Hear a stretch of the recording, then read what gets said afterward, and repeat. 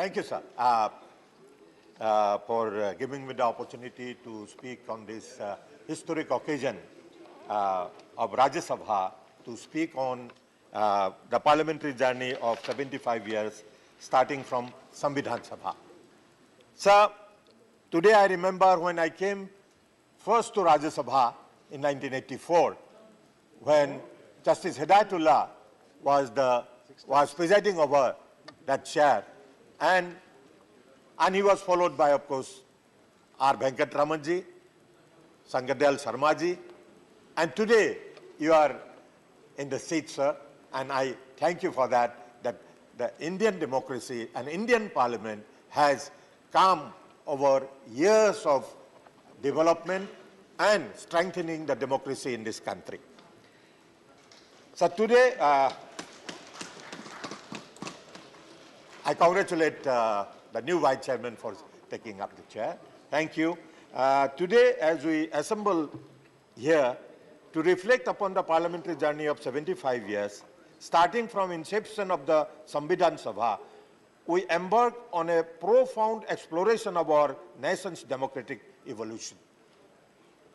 This remarkable journey has been marked by achievements, experiences, memories, and invaluable lessons that have not only shaped our parliamentary institutions, but have also left an indelible imprint on the course of our nation's history. Madam Chair, while speaking on these 75 years of our journey, we must remember about some of the key milestones in the history of Indian Parliament. Madam, 1946, the Constituent Assembly convened for the first time on December 9th. So our journey starts from there. And in 1950, India adopted its constitution on January 26th, a momentous event for Indian parliamentary democracy. Madam, in 1952, the first general elections were held, marking the initiation of our democracy. And in 1956, the State Reorganizations Act has adopted, leading to reshaping of state boundaries. There was a struggle, and the then members of the Constituent Assembly had given shape to this country, and particularly by reorganizing the states for the convenience of the people and the administration. In 1957, with the second general election, the things have started moving, and in 1961, Goa, Daman and Diu were new states where the new states got liberation. They were liberated and they were recognized as state. Madam, one historic occasion we must remember in this regard is that for the first time, the preamble of the Constitution was amended. We all remember the 42nd Amendment. And in 75, 77, of course, that was the period that the Indian democracy will remember, and the parliamentarians particularly, and the people of this country will remember because of its effects on the people.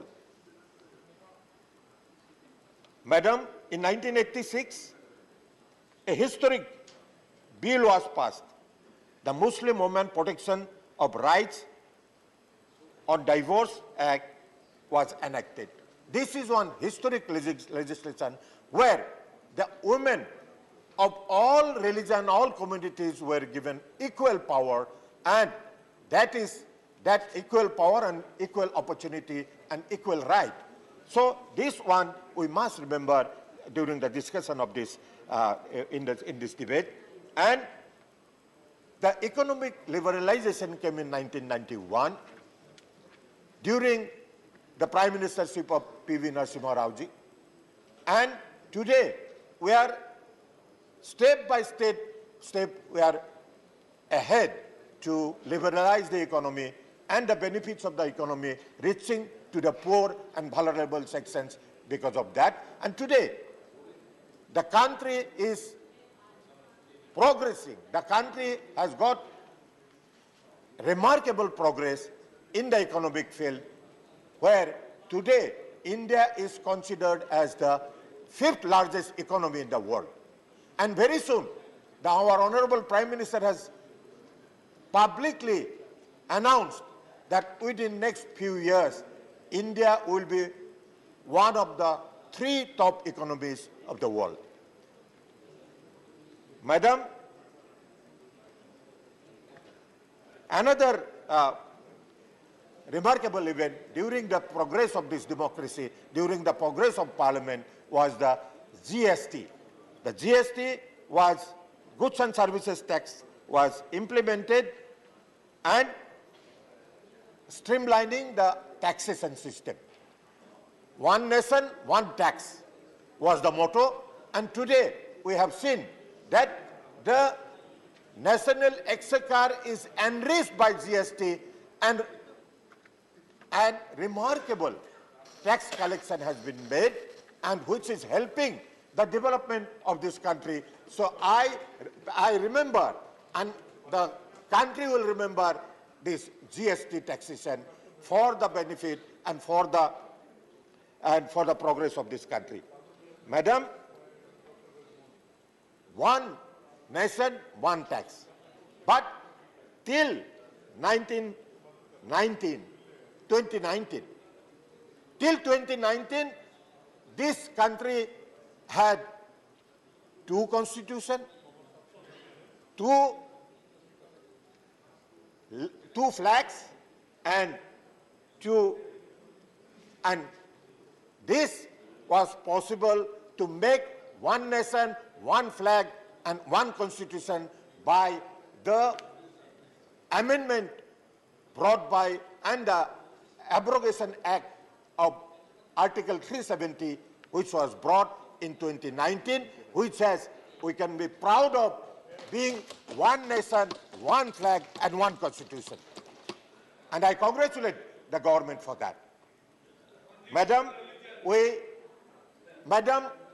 I did not disturb you, although you said certain objectionable things, including balkanization of the country. So please don't do that. And Madam, the great thing, the great war that India fought was the COVID-19 pandemic. The India not only come out of this pandemic successfully, but also help other nations, neighboring countries, to fight with this. And the biggest achievement was the vaccines that India manufactured, and vaccines, and the entire country was vaccinated, and today we are safe in terms of healthcare. Madam, while talking about the achievements, what during the 75 years of our journey, what achievements this country has made? Madam, the main achievement which we can today discuss is the inclusivity. This efforts towards inclusivity, one of our speakers was giving an example with a senior leader that it is not only India, other parts of the world also had the inclusivity in terms of women representation. The women representation has increased from 5% in 1951 to 14% in 2019. And the number of voters increased dramatically from 173.2 million in 1951 to 912 million in 2019. So this is not a less achievement. This has strengthened the democracy of this country. These things have improved, and this has brought achievement to our democracy, to our parliamentary democracy. Madam, some of the experience and some of the achievements that we have made is the 2023 where we are today. Today, we are sitting here in the Rajya Sabha chamber, and some of our members have become emotional also that maybe from tomorrow we will be going to the new building. This new building is that we have to cross a line. Up to this 75 years, we have achieved a lot. But from here, we have to go, we have to make a leap forward so that this country becomes the developed economy. So next 25 years, in the new building of Parliament, we are having our Amrit Kal, where India will reach in the line of developed nation. So that will be our effort. And every one of us should make our efforts in our own way. Every Indian, every single citizen should make their own effort to make this country a developed nation by 2047, when we will be completing our 100 years of Indian Parliament and Indian democracy. So,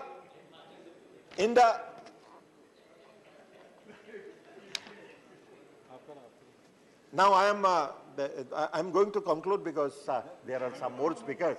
They are also, and this special station is today convened to commemorate the 75-year of journey of our Parliament. What is our experience during this period? Sir, Madam, to conclude my speech here, I want to say that our journey through parliamentary evolution of India over past 75 years has been one of both reflection and insight. While we have witnessed certain challenges and shifts in the parliamentary dynamics, it is essential to recognize the significant efforts made to foster inclusivity within our democratic institutions. The rise of women's representation, the active engagement of citizens in public debates, the crucial role of parliamentary committees, and the passage of legislation aimed at social welfare and labor rights are testaments of our commitment to inclusivity. Madam, as we commemorate the key milestones in the history of the Indian Parliament, we are reminded of the enduring spirit of our democracy. From the adoption of Constitution in 1950 to the recent inauguration of a new Parliament building in 2023, these events signify our nation's growth, resilience, and adaptability in the face of challenges. As we move forward, Madam, it is imperative that we continue to uphold the principles of democracy, inclusivity, and transparency that have been the cornerstones of our parliamentary democracy. By learning from our past and embracing the opportunities of the future, we can ensure that our democratic institutions remain robust and responsive to the ever-changing needs and aspirations of our diverse and dynamic nation. Let us celebrate this journey, Madam. Let us celebrate this journey with pride and commitment to a more inclusive and vibrant future for Indian democracy. Thank you, Vice Chair, for giving me the opportunity. Thank you very much.